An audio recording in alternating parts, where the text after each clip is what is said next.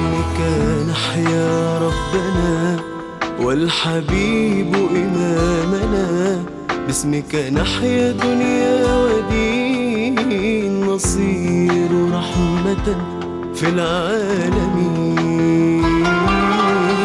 باسمك نحيا ربنا والحبيب إمامنا، باسمك نحيا دنيا ودين، نصير رحمة في العالمين.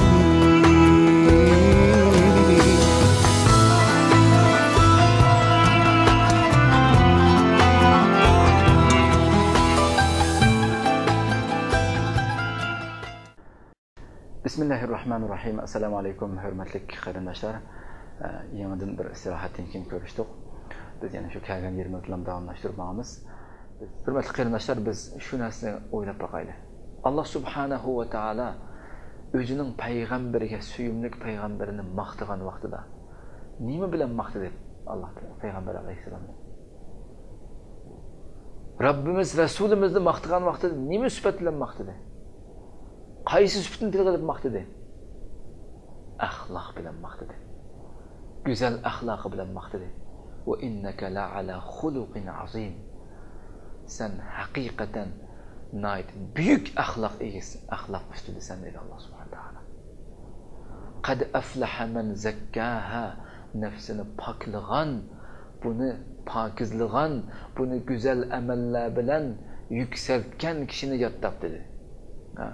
Zakkahaning ma'nolaridan birisi shuki, inson shu Robbining ilahi, Allohning ilahi kamolatidan bir narsani sug'urib o'ziga o'zlashtira olgan kishi degan gap. Zakkaning ma'nolaridan birisi. O'ziga o'zlashtirib bu Robbining ismlaridan qaysi ismni o'rgansa shuningdan o'ziga kamoli, Robbining kamolatini o'ziga o'zlashtirib, shundoq yaxshilikning manbasi bo'lgan, ata, davomliq ata qiluvchi, shundoq mustaqim nəhayət meydanı var, rəhmət egisi, mulayim, kəmtər. Bu sifətdə insan aşında mükəmməl sifətlərini özünü özləşdirən bir mümin, bir şəxsiyyətə aylanğan buldu. İnsan Allah'ın pərverdigarının ilahi kamalətini özünü özləşdirəlisə. İnsandakı qardaşlar, yəni insandakı başqalarının nəzərinə ən tatıdığan, başqalarının nəzərinə cəlb qıldığan nəsə nə o insandakı? Onun mal dünyası mı? Çıray şekli mi? Yüz abroyu mu cemiyetdeki? Ne mi o insan? Başka insanlarını yani tizdin özüge celip kıldığan, dikkatini tarttıgan narsa ne mi o insandaki? Ahlak, onundaki güzel ahlak. Hiçbir narsa emez o. Mal dünyası, güç kuvveti falan filan hiçbir narsa emez o. Güzel ahlak, insanın dikkatini en tiz tarttıgan narsa insandaki güzel ahlak arkadaşlar. Şunun için İbnül Qayyim rahimahullah şundak degan ki, el-imanu huvel xuluq, femen zada aleyke fil xuluq, zada aleyke fil iman dedi. İman ahlaktan ibaret narsa dedi. Ahlak dedi. Kimiki sana ahlakta ziyade kılsa, ahlakını yükseltip bergen bolsa, o sana imanını ziyade kılgan boldu dedi. İmanını ziyadeleştirgen boldu dedi. Xoş, endi وَلِلَّهِ الْأَسْمَاءُ الْحُسْنَى فَدْعُوهُ بِهَا dedik yuqorida. Onun bilan şu Allah'ın güzel isimleri var. Bu güzel isimler bilan Allah'ın çağırınlar, Allah'a dua qilinglar dedik. Bu yerdeki nəhayət inchki bir nokta qarindoshlar. Bu oyatdagi nəhayət inchki nokta ad-du'a'u huval ibadah. Dua ibadatdir degan bir nokta var. Allah onun bilan dua qilinglar dedi. Şu isimlar bilan dua qiling, şu isimlar bilan chaqiring. Dua ibodat. Qarindoshlar shuni ishonamizlar. Dua ibodatning yiliki, ibodatning mingisi desak shuni ishonamizlar. Haqiqatan payg'ambarimiz shuni degan. Ad-dua'u mukhul ibodat degan payg'ambar alayhisalom. Yana bir rivoyatda ad-dua'u huval ibodat degan. Dua u ibodat degan payg'ambar alayhisalom. Bir rivayette ibadetin yiliki, ibadetin mingisi degan bo'lsa, yana bir rivayette duanın o'zi ibadet degan payg'ambar alayhisalom. Balki Allah subhanahu va taolo dedi-ki sura Furqonda, "Qul ma ya'ba'u bikum robbi laula du'aukum." Aytqini Muhammad sallallohu alayhi va sallam, Rabbim agar sizlarning duoyinglar bo'lmasa, Rabbim sizlarga parvo qilmaydi dedi bu oyatda. O'ylab boqaylik. Buni tasavvur qilib boqaylik. Agar sizlarning duoyinglar bo'lmasa, Rabbim sizlarga parvo qilmaydi degan Muhammad sallallohu alayhi vasallam. Ya'ni bir inson ma'lum bir tarafga qarab bir chaqasa, ya'ni u inson mutlaq ishinib turib, o'zi chaqirayotgan tarafda bir insonning borligini yo birisining borligini mavjud ekanligini bilib turib anda chaqirdi.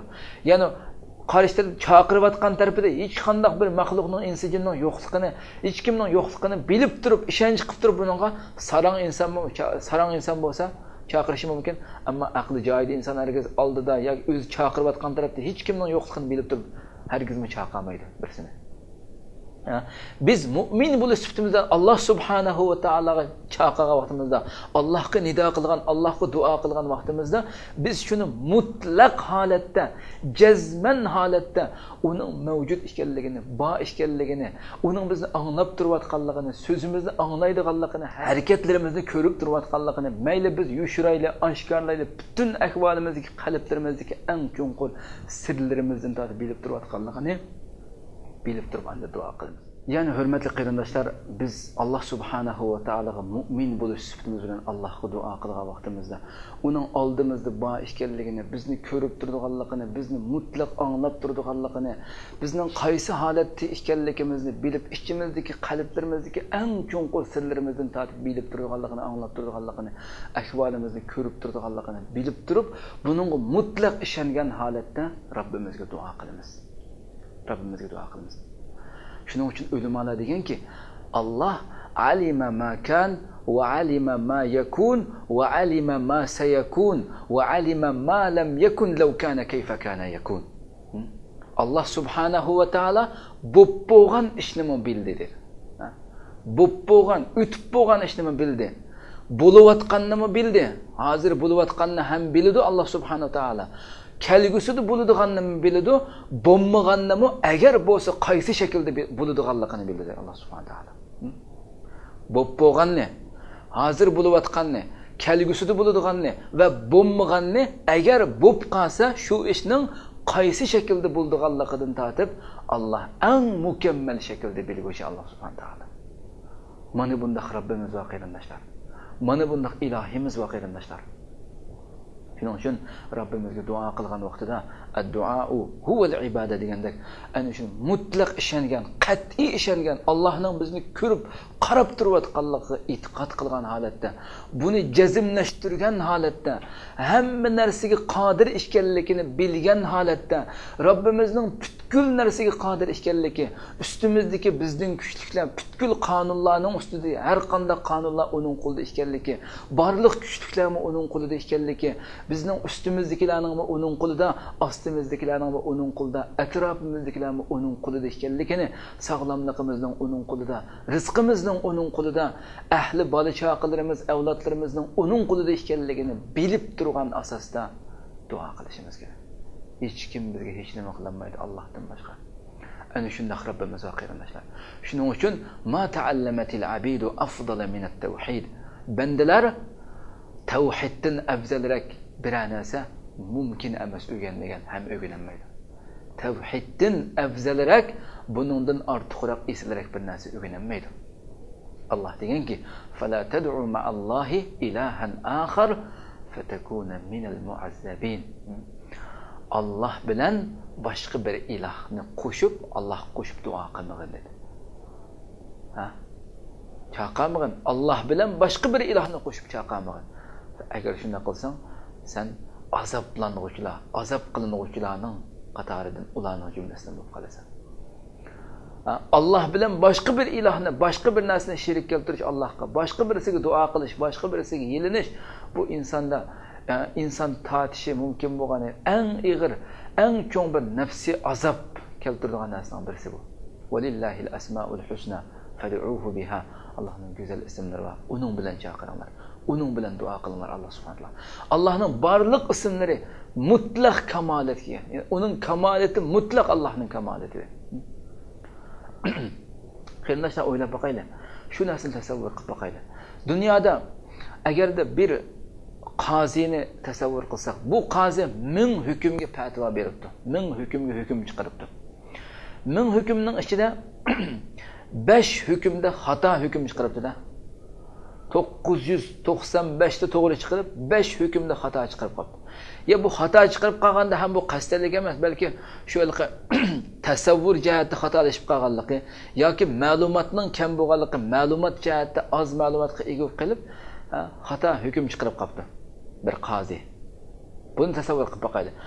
Bu inson mushu qozi 995 hukmida to'g'ri chiqqan qozi inson zimin yuzidagi ahli ziminning har qandig'ining nazarida adolatli qozi hamdi bu. Hech kim buni adolatsiz qozi demaydi. Mutlaq adolatli qozi deb ataydi buni. Adolatli deb ataymiz. Bu insonning ishi bu. İnsanның hali bu qarindoshlar.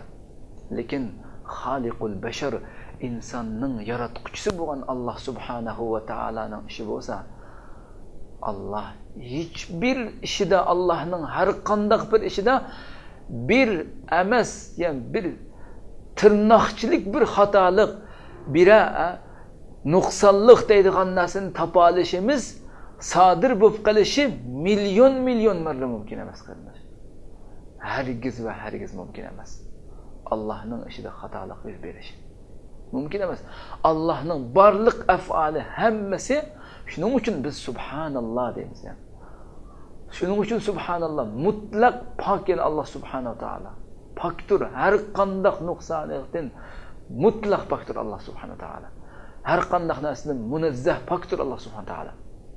Şunun için biz ana şu mutlaq ilah bo'lgan, ana şu mutlaq Rabbimiz bo'lgan Allah Subhanahu va taolaga bog'lana olsak, buningga ulashib, buning bilan ich-ichiga bo'la olsak, buningga yeta olsak Rabbimizga, biz uning kamoliy sifatlarini, kamoliy ilahiy bu sifatlarini o'zimizga o'zlashtira olgan, o'zimizda buning mevasini ko'ra olgan bo'lamiz qarindoshlar. Ya, bizning shaxsiyatimizdagi, İnsanların nazarini, insanların diqqatini eng çekadigan, eng tatadigan narsa nima?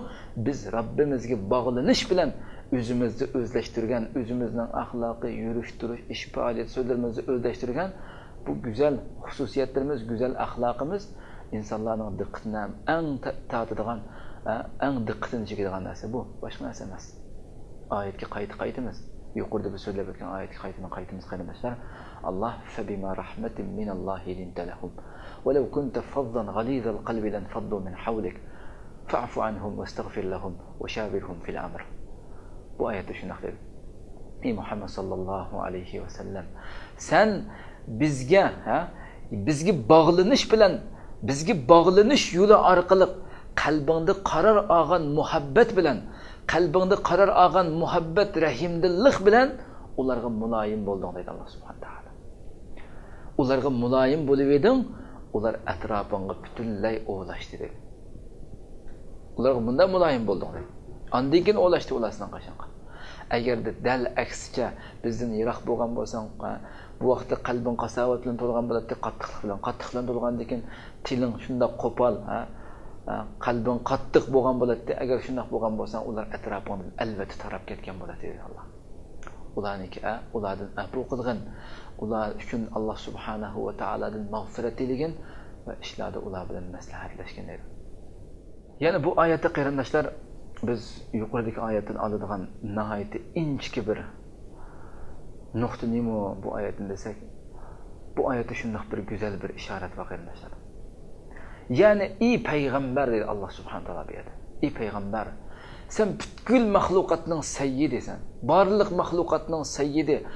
Ashu Habibul Haq bo'lgan, Haq Taala Allohning habibi, suyumlik do'sti, butkul payg'ambar mursalillarning eng kattasi bo'lgan, Adam avlodining sayyidi bo'lgan, olamlarning Robbining habibi bo'lgan sen bir payg'ambar, shu Sidratul Muntahoga yetgan payg'ambar chig'ingda, vahiy berilgan, Qur'on berilgan, mo'jiza berilgan payg'ambar, agarda sen mushundoq ne'matlar berilib bo'lgandan keyin ham agarda sen fazzan g'alizan bo'lgan bo'lsang, qo'pol, noyat qalbi qattiq, qo'pol va qalbi qattiq bo'lgan bo'lsang, atrofingdan ular albatta torilib ketgan bo'ladi dedi Alloh. O'ylab boqaylik qarindoshlar.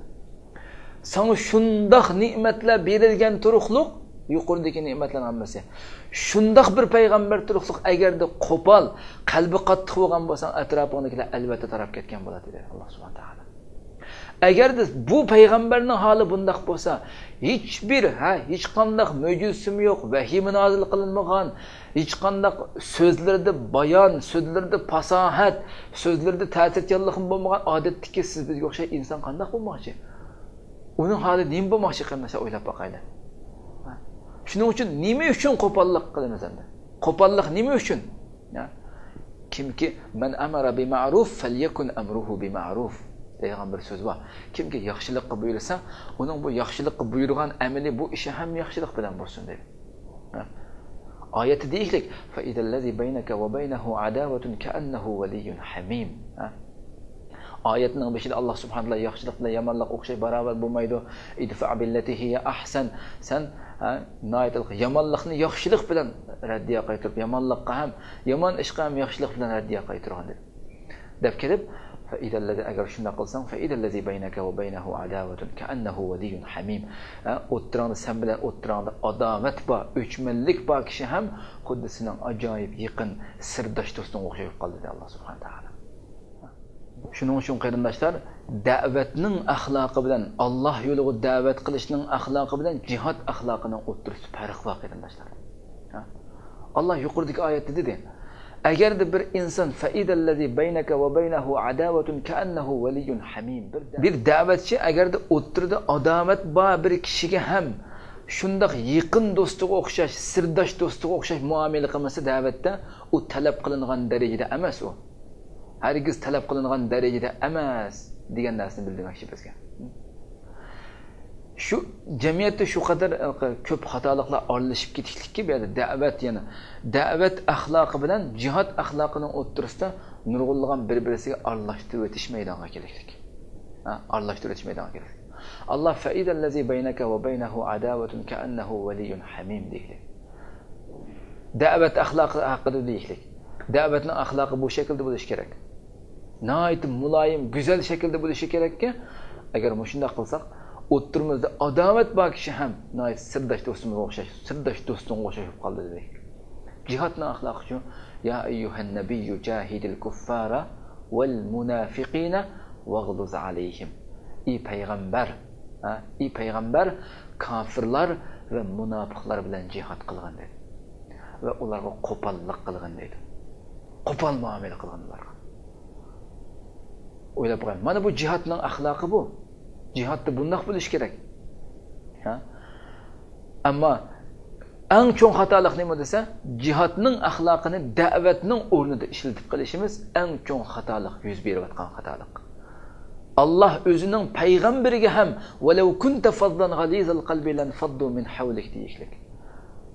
Agarda qo'pol, qalbi qattiq bu shaklda bo'lgan bo'lsa, atrofingdan albatta taraf ketgan bo'ladi dedi.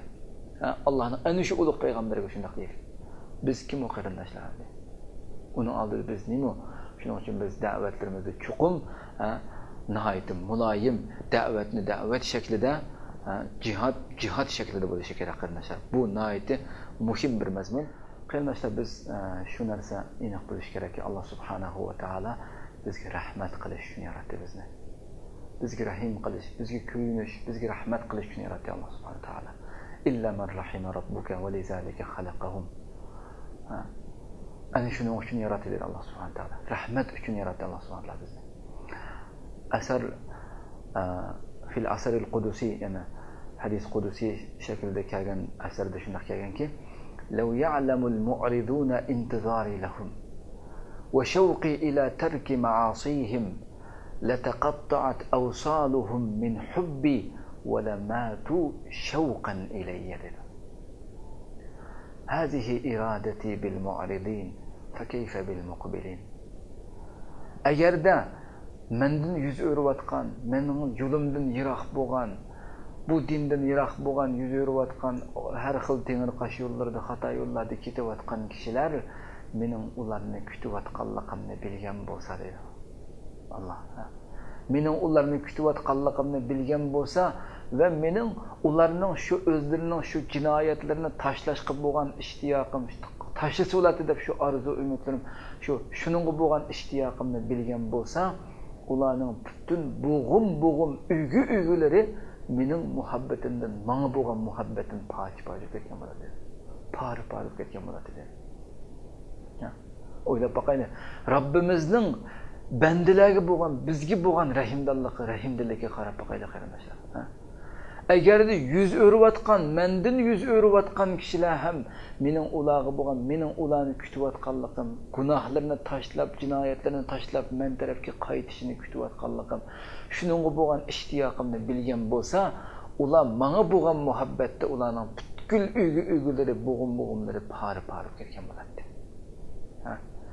Va menga ishtiyoq bog'lab mening muhabbatimda o'lgan bo'ladi dedi Alloh subhanahu va taolo. Bu mening mendan yuz o'rganlarga bo'lgan irodam bu bo'lsa, menga yuzlangan kishilarga qandoq bo'laman deydi Alloh subhanahu va taolo. Mendan yuz o'rib ketayotgan har xil yo'llarda mengayotganlarga irodam bu bo'lsa, fa kayfa bil muqbilin. Menga yuz keltirib, men tarafga yugurayotgan bularga mening qandoq bo'ladi? Bularga bo'lgan rahmatim, bularga bo'lgan muhabbatim qandoq bo'ladi deb o'ylab boqaylik qarindoshlar. Robbimiz bizga qanchalik muhabbat bog'laydigan, qanchalik yaxshi ko'radigan bizni qarindoshlar. Bizni ana shundoq yaxshi ko'radigan Robbimizga biz nima qila oldik? Ana shundoq Robbimizni yaxshi ko'rishga loyiq emasmi shu Robbimiz? Agarda bir banda ruku qilgan holatida ya Robbi desa, yaqulullohu lahu, Alloh uningga labbayka ya abdi. Bandam, men tayyor, men sening qashingga keldim. Nima deysa, ey Robbim deydi. Agarda fa iza qala al-abdu wa huwa sajid, agar bir banda sajda turib ya Robbi desa, ey Robbim deb sajdada turib desa, yaqulullohu labbayka ya abdi. Labbayka ey bandam, men nima dading va nima ishing va nima talabing va deb shuna deydi Alloh subhanahu va taolo. Agarda fa iza qala al-abdu wa huwa asin, bir inson jinoyat o'tkazib qilib, jinoyat o'tkazgan holatida ya Robbi desa, bu jinoyatga tavba qilib, yaqulullohu lahu, Alloh uningga deydi-ki, labbayka summa labbayka summa labbayk. 3 qatim labbayka deydi. O'ylab boqaylik. Bir bandasining gunohdan qaytishi, osiylik qilsa gunohdan qaytishi qanchalik xo'shal bo'ldi Alloh. Ham bizga butun bu bandalarga rahmat qilish, ularning manfaati, ularning dunyo oxiratda baxtlik bo'lishidan boshqani iroda qilmaydi Alloh subhanahu va taolo. Shu osiylik qilib qolgan bandasining ekan, labbayka summa labbayka summa labbayk. 3 qatim deydi ekan qarindoshlar, o'ylab boqaylik.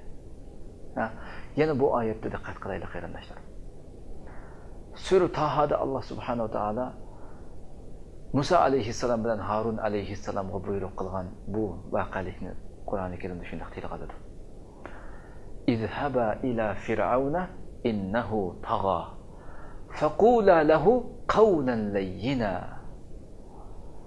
Sizlar ikkinlar, ya'ni Musa alayhissalom bilan Harun alayhissalom deyotdi bu buyruqni Alloh. Fir'avnning qishig'iga beringlar. U chakdan oshdi, u yo'ldan chiqdi, u tajovuzchilik qildi. Uning qishig'iga beringlar. Va uningga ikkisiga buyruq qildi-mi, qanday o'ylab boqaylik.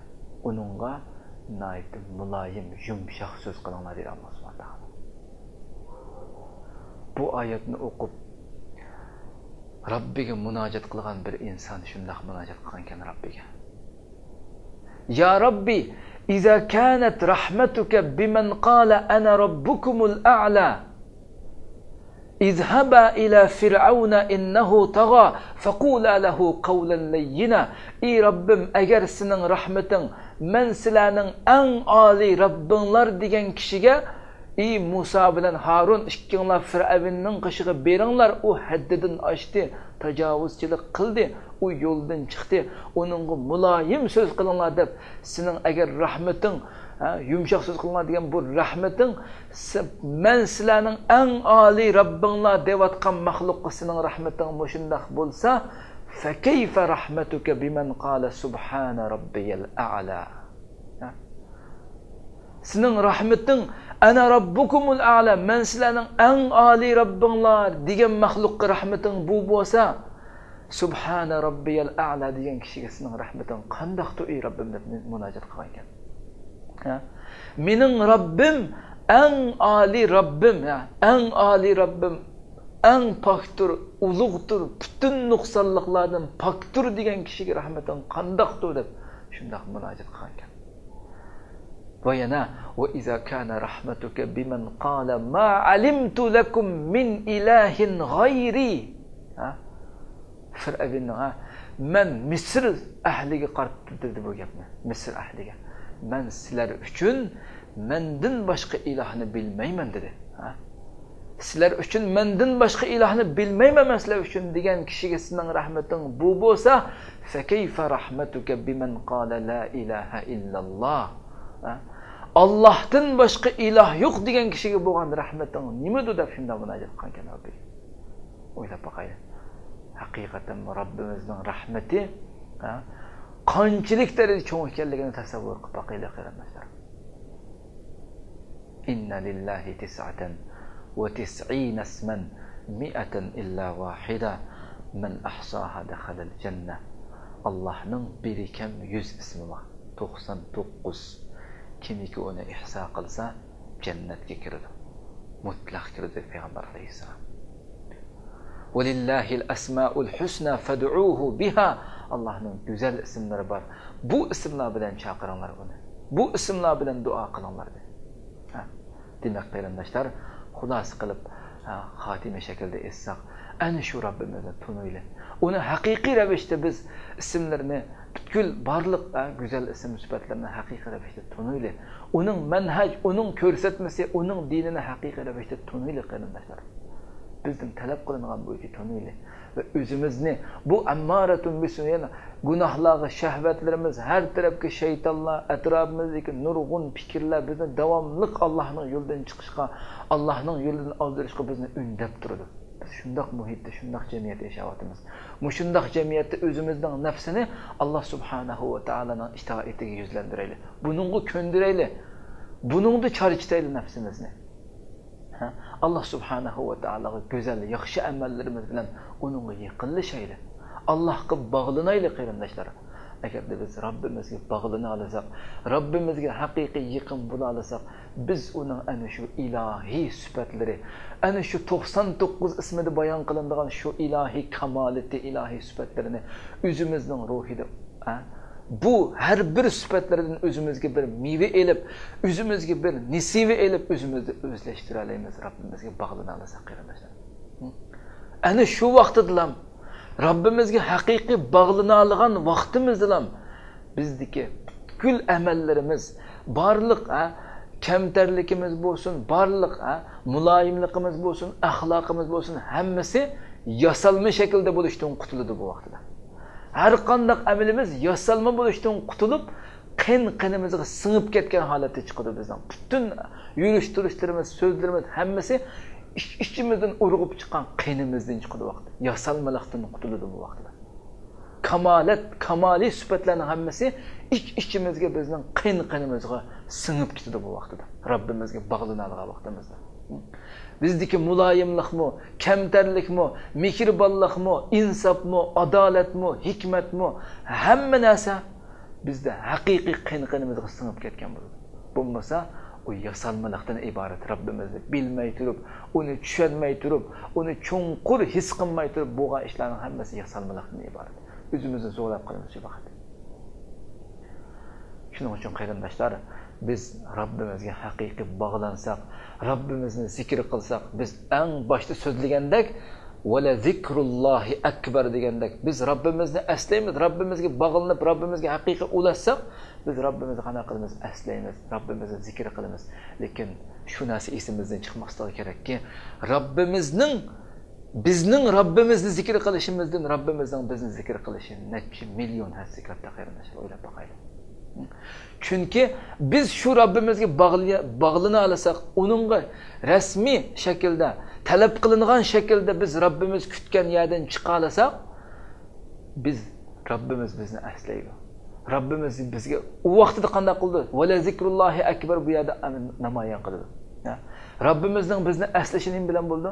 Rabbimiz bizni aslab qolsa, o vaqtda bizga o'ziga yaqin bo'lishdan iborat bu ne'matni bizga ato qiladi. Bizga baxt, saodat ne'matini ato qildi. Bizga rozi bo'lish ne'matini ato qildi. Bizga ishonch ato qildi, bizga xotirjamlik ato qildi.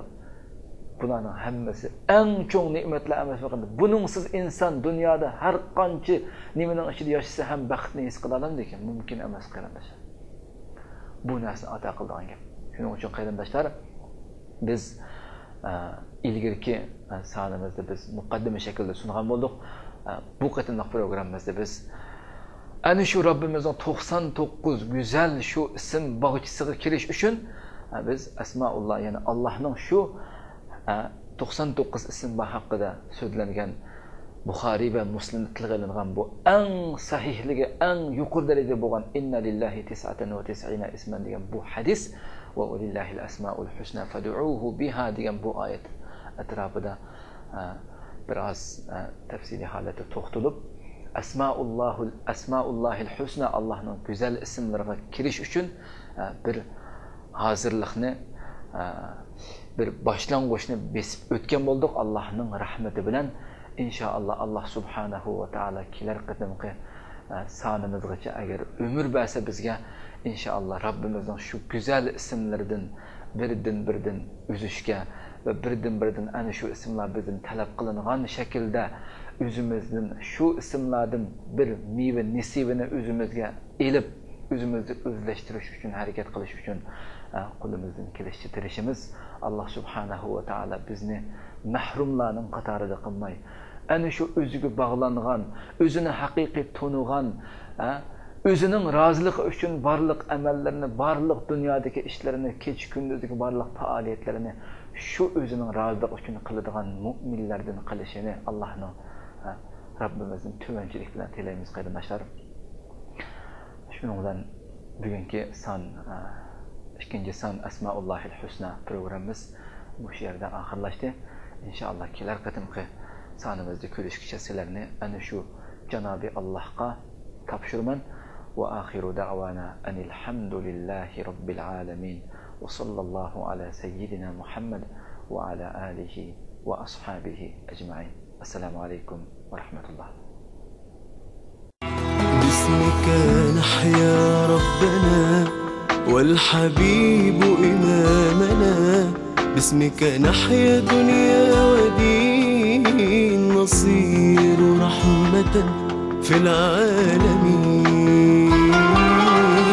باسمك نحيا ربنا والحبيب إمامنا، باسمك نحيا دنيا ودين، نصير رحمة في العالمين.